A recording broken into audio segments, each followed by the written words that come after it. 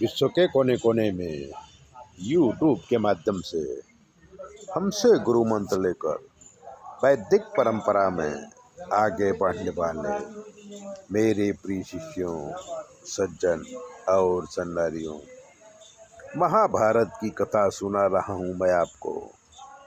इसलिए चैनल को सब्सक्राइबर कर लीजिए, लाइक कर दीजिए और अगर ज्योतिष का कोई प्रश्न है तो 9825200108 पर फोन कर लीजिए।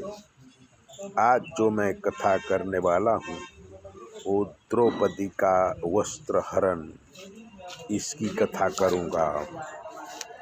दुर्योधन के कूटनीति का उपयोग करते हुए युधिष्ठिर को जुआ खेलने के लिए बुलाया। मना होते हुए भी युधिष्ठिर अपने भाइयों और परिवार के साथ जुआ खेलने हस्तिनापुर पहुँचे। भीष्म पितामह, आचार्य द्रोण तथा कृपाचार्य विदुर जी को प्रणाम किया और अपने निवास पर रात्रि आराम किया। दूसरे दिन मंडप के नीचे जुआ खेलने बैठे तो दुर्योधन की तरफ से मामा शकुनी युधिष्ठिर के साथ जुआ खेलने लगे। युधिष्ठिर जो भी दांव लगाते मामा शकुनी जीत लेता। सोना चांदी, हाथी घोड़ा, सेना और चारों भाइयों को युधिष्ठिर में दाव में हार चुकने के बाद युधिष्ठिर ने अपने आप को दांव में लगा दिया और शकुनी सब कुछ जीत गया। तब युधिष्ठिर ने कहा कि अब खेल बंद कर दिया जाए, क्योंकि मेरे पास दांव में लगाने के लिए अब कुछ भी नहीं है। तब शकुनी मुस्कुराते हुए बोले कि अभी आपकी पत्नी द्रौपदी बाकी है। अगर द्रौपदी को दांव में लगा के तुम बाजी जीत गए तो जो भी हारा है वो सब वापस मिल जाएगा। मामा की बात सुनकर युधिष्ठिर ने द्रौपदी को दांव में लगा दिया और मामा ने पासा फेंका और द्रौपदी को ही जीत लिए।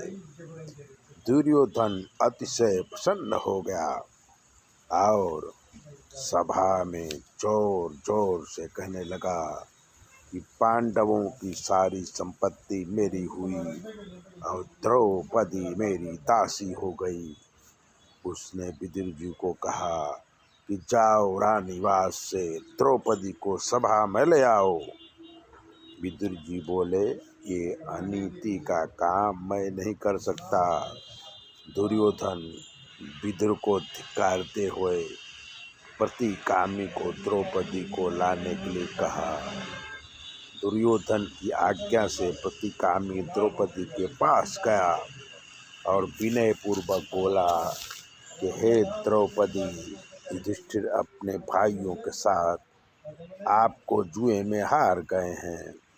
अब आपका स्वामित्व दुर्योधन के पास है, इसलिए आपको सभा में बुलाया गया है।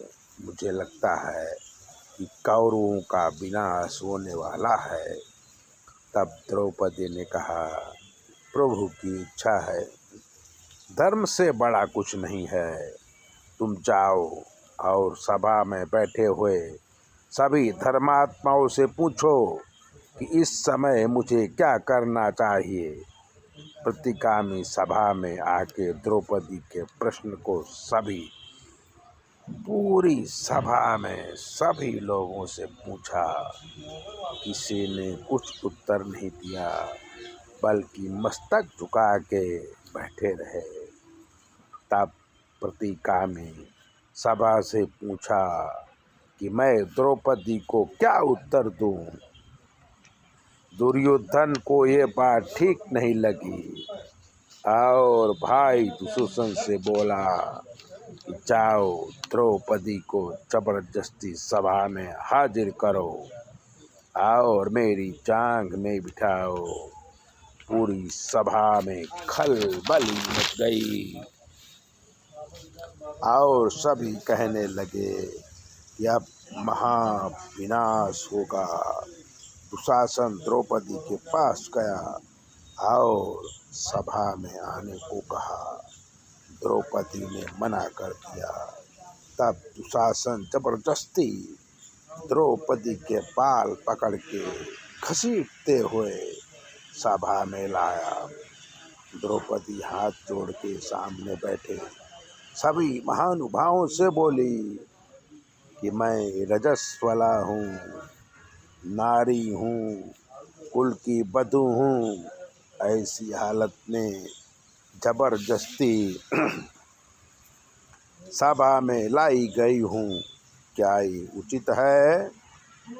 किसी ने कोई जवाब नहीं दिया, सबके सिर झुके हुए थे। तब दुर्योधन ने दुशासन से कहा कि द्रौपदी के वस्त्र हरण कर निर्वस्त्र करो और मेरी जांग में बिठाओ। भीम से सहन नहीं हुआ। वो सिंह गर्जना करते हुए बोले कि मैं जब तक दुर्योधन का सीना चीर के खून नहीं पीऊँगा तब तक ये शरीर नहीं छोड़ूंगा। भीम की ये प्रतिज्ञा सुन के चारों तरफ सिया कौआ घूघड़ बोलने लगे, चारों तरफ अपशुकन होने लगे। दुशासन द्रौपदी की साड़ी खींचने लगा।